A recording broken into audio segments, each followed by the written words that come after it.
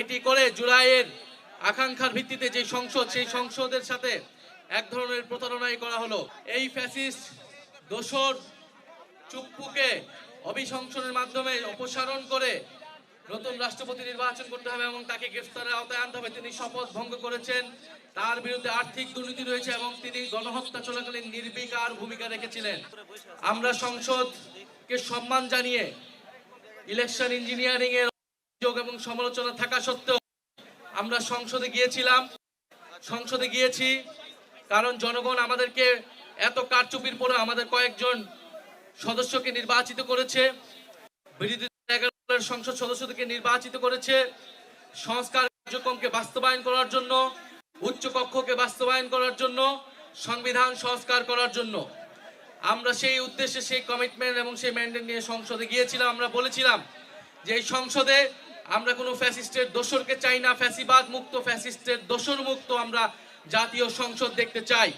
কিন্তু গতকালকে আমরা দুঃখজনকভাবে, খুব ভালোভাবে শুরু হলেও, আমরা খুব আন্তরিকতার সাথে পার্টিসিপেট করলেও দেখা গেল যে ফ্যাসিবাদের দোসর রাষ্ট্রপতিকে বক্তব্য দিতে দেওয়া হলো।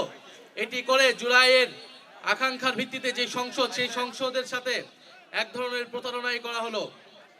স্পিকার সাহেবকে আমরা, মাননীয় স্পিকারকে আমরা বলেছিলাম যে রাষ্ট্রপতির বক্তব্য বিষয়ে আমাদের বক্তব্য রয়েছে, সেই বক্তব্য যাতে আমাদেরকে দিতে দেওয়া হয়, কিন্তু সেটি তিনি না দিয়ে রাষ্ট্রপতিকে বক্তব্য দিতে দিয়েছেন। ফলস্বরূপ আমরা প্রতিবাদ করে, ওয়াকআউট করে আমরা চলে এসেছি। আমরা আহ্বান জানাবো অতি দ্রুত অবিলম্বেই এই ফ্যাসিস্ট দোসর চুপ্পুকে অভিশংসনের মাধ্যমে অপসারণ করে নতুন রাষ্ট্রপতি নির্বাচন করতে হবে এবং তাকে গ্রেফতারের আওতায় আনতে হবে। তিনি শপথ ভঙ্গ করেছেন, তার বিরুদ্ধে আর্থিক দুর্নীতি রয়েছে এবং তিনি গণহত্যা চলাকালীন নির্বিকার ভূমিকা রেখেছিলেন। প্রিয় ময়মনসিংহবাসী, আপনাদের উদ্দেশ্যে আরেকটি কথা বলতে চাই।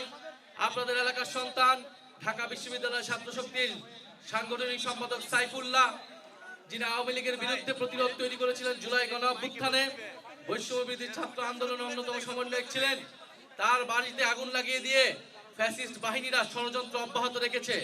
আওয়ামী লীগ আসলে এরকম একটি দল যারা গুপ্ত হামলা, অগ্নি সন্ত্রাস এবং এরকম দাঙ্গা হাঙ্গামা করে রাজনীতি সবসময় টিকে থাকতে চেয়েছিল। তাদেরকে পরাজিত এবং প্রতিহত করেছিল 5ই আগস্ট বাংলাদেশের জনগণ।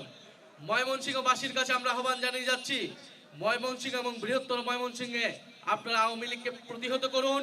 আমরা আইনের শাসনে বিশ্বাসী, ফলে আপনারা পুলিশে ধরিয়ে দেন, গ্রেফতারের ব্যবস্থা করুন।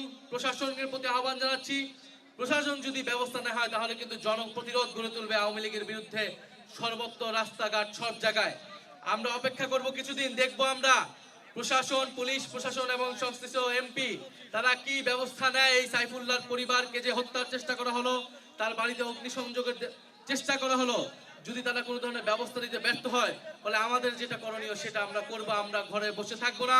আওয়ামী লীগ যদি যুদ্ধ পরিস্থিতি তৈরি করতে চায় দেশে, তাহলে আমরাও প্রতিহত থাকবো ইনশাআল্লাহ। আপনাদেরকে ধন্যবাদ জানাচ্ছি। আসসালামু আলাইকুম।